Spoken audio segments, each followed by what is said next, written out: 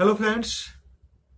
आज हम लोग इसमें बात करेंगे कि 64th मेंस एग्जाम जो होने वाला है, उम्मीद किया जा रहा है कि मई में होगा। तो आपके पास यही 4 महीना का समय है, उसको कैसे इस्तेमाल करा, 3 से 4 महीना का है। 64th मेंस में किन किन चीज़ों पर ध्यान देना चाहिए, उसके बारे में हम लोग रिपब्लिका के जो सर हैं श्रीधर सर, उनसे हम लोग डिटेल में इसके बारे में समझेंगे कि कौन कौन सी चीज़ पे सावधानी बरतना चाहिए और कैसे इसको, क्या इसका स्ट्रेटजी होना चाहिए। इन सारी चीज़ों के बारे में हम लोग जानेंगे। तो चलिए स्टार्ट करते हैं। Welcome sir.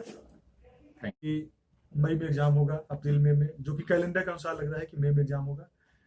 तो सर इसके लिए अभी जो स्टूडेंट जो हैं वो किस प्रकार अपना तैयारी शुरुआत करें। सबसे पहले तो सर बहुत स्टूडेंट का देख रहे हैं कंफ्यूजन कट ऑफ को लेकर ही है। बहुत लोग कंफ्यूज इस तरह से हैं कि पता नहीं मेरा होगा नहीं होगा, और होगा तब तैयारी करेंगे मेंस का, नहीं होगा तो अभी से क्यों करें। तो इस तरह से है। हालांकि बहुत जल्दी लगता है 5-6 दिन में रिजल्ट भी आ जाएगा, क्योंकि लास्ट वीक जो बोल रहा है लास्ट वीक जनवरी तो रिजल्ट पब्लिश कर देगा पीटी का। तो सर अभी जो 64th मेंस जो स्टूडेंट दे रहे हैं उनके लिए क्या किया जाना चाहिए, अभी कैसे शुरुआत करें। सबसे पहले तो आप सभी लोगों का बहुत बहुत मुबारकबाद, स्वागत है इस प्रोग्राम में। मैं कट ऑफ के बारे में पहले थोड़ी सी चर्चा कर लेना चाहूँगा। देखिए, कट ऑफ के बारे में जहाँ तक अनुमान है, पिछली बार 2 बार से कट ऑफ 97 और फिर पिछली बार 96 रहा है। उम्मीद है कि इस बार भी कट ऑफ उसके आसपास रहेगा, लेकिन चूंकि इस बार सीट की संख्या ज्यादा है, रिजल्ट ज्यादा आना है, इसलिए कट ऑफ पर 4-5 मार्क्स का फर्क पड़ सकता है। और जो एक अनुमान दिख रहा है वह यह दिख रहा है कि 90 से 95 के बीच में कट ऑफ हो सकता है। अगर इसके बीच में आप हैं, एक जनरल बॉयज की बात मैं कर रहा हूँ, उसके अकॉर्डिंगली आप कैलकुलेट कर सकते हैं।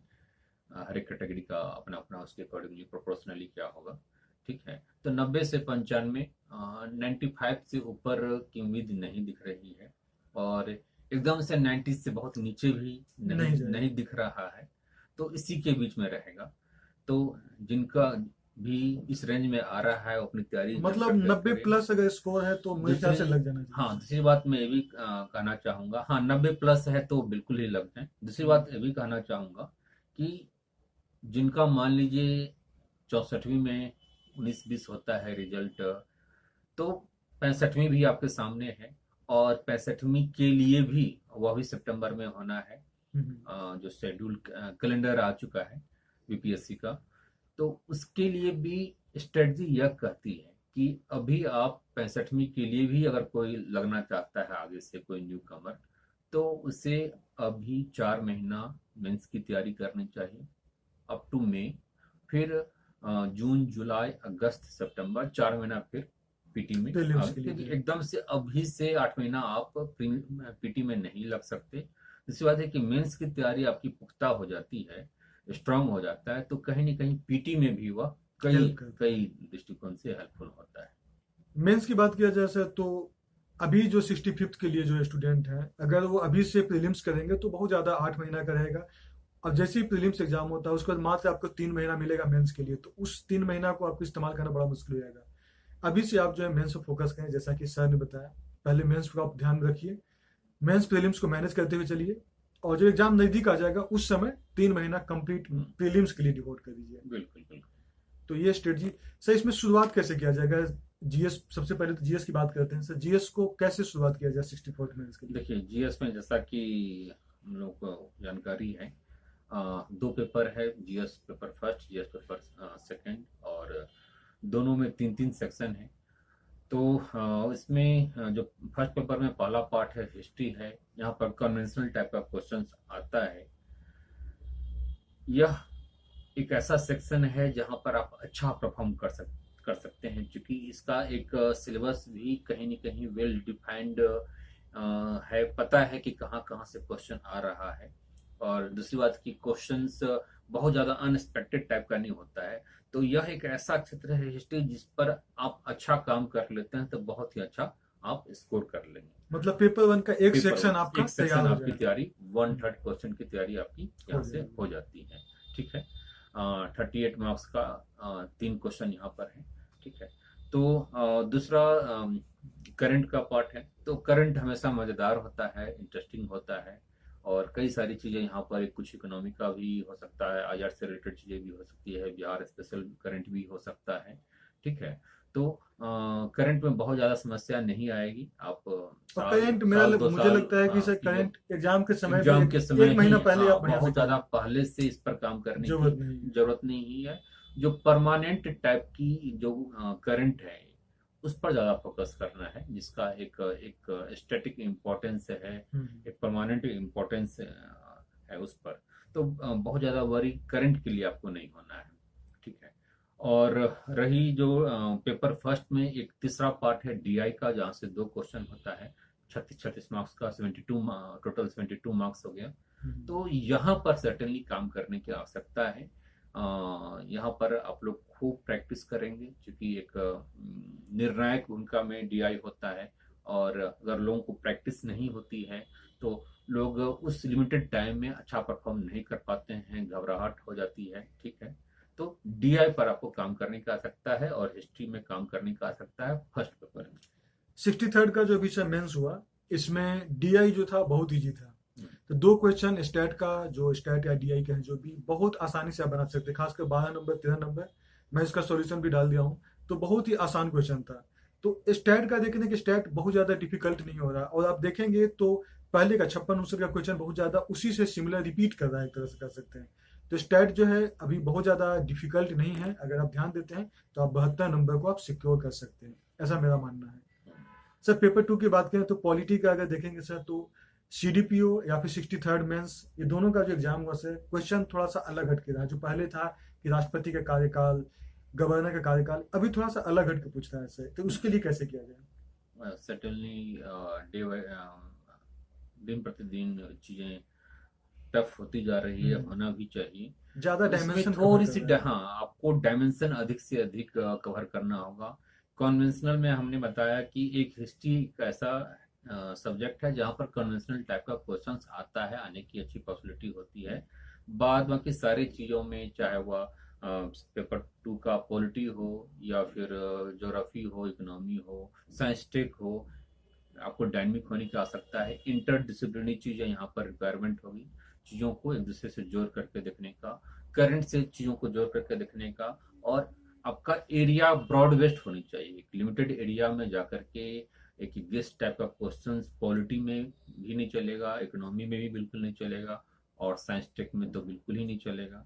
तो यहाँ पर आपको मेहनत करने की आवश्यकता है। सर्टेनली इसके लिए एक कंटेंट के लेवल पर आप लोग काम कीजिए, किसी भी टॉपिक का 360 डिग्री पर कवर हो। अभी जो क्वेश्चन है सर, अभी जो देख रहे हैं कि एनालिटिकल थोड़ा अप्रोच लेना होगा, मतलब बहुत सारी चीजों को आपको समझना होगा। आप खुद से एनालिसिस कीजिए कि क्या ऐसा हो सकता है ऐसे सिचुएशन में, क्योंकि अभी जो 63rd का मेंस का क्वेश्चन या सीडीपीओ का मेंस का देखेंगे तो पूरी तरह से एनालिटिकल है, मतलब आपका ब्रेन का पूरा इस्तेमाल किया जा रहा है।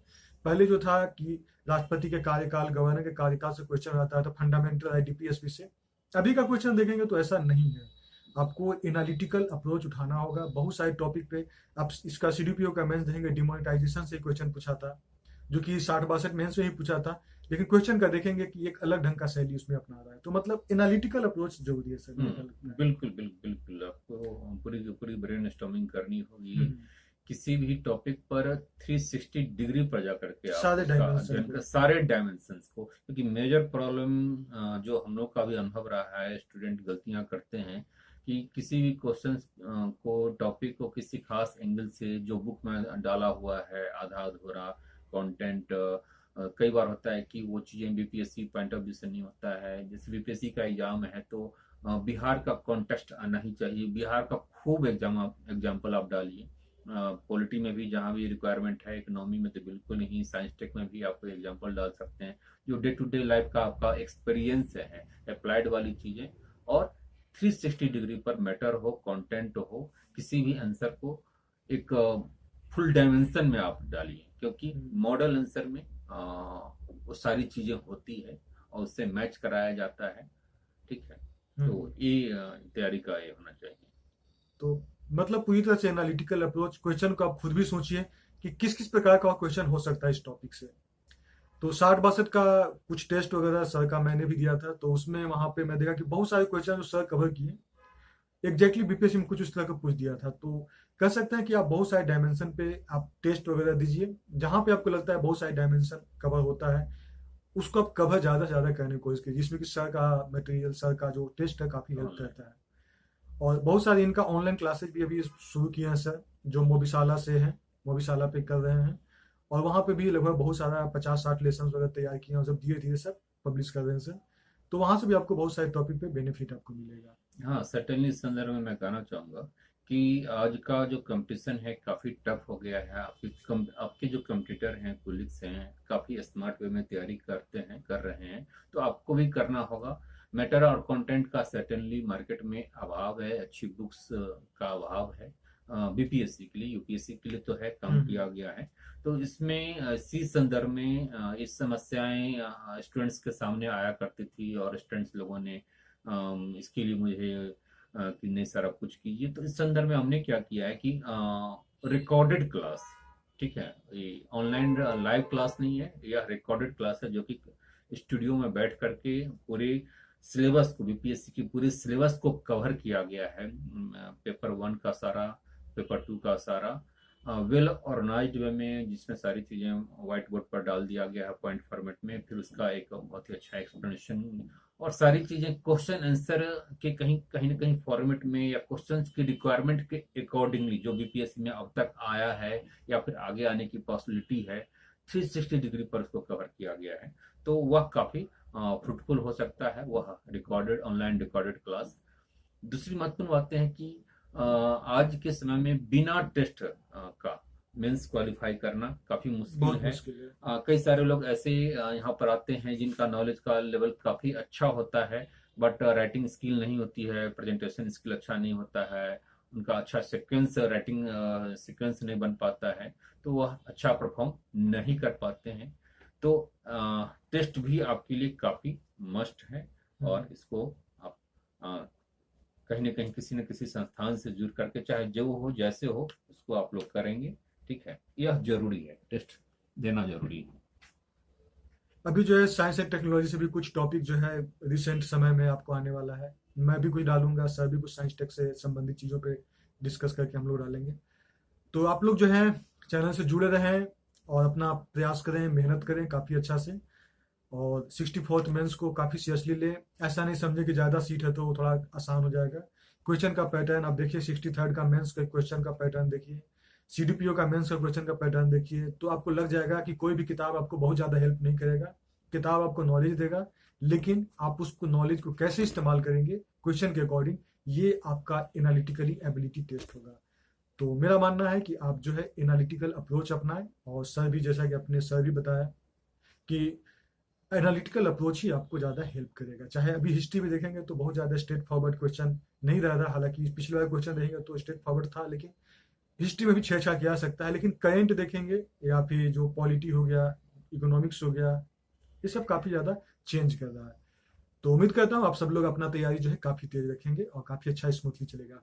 Okay friends, all the best for your exam. Sir आप भी कुछ बोल दीजिए कुछ। बिल्कुल बिल्कुल, ऑल द बेस्ट। और मैं उम्मीद करता हूँ कि आप लोग खूब मेहनत कीजिए और रिजल्ट लाइए। अगर हमारी उसमें कुछ भूमिका होगी तो बहुत ही हमारे लिए सौभाग्य की बातें होगी। और आप सब लोगों को रिजल्ट के बाद सब लोगों को फिर से सम्मानित करने के लिए बुलाया जाएगा, कार्यक्रम रखा जाएगा। बस आप लोग मेहनत कीजिए और मेहनत करके लाइए, रिजल्ट लाइए, बस हम लोग हैं, ठीक है। Okay friends, bye.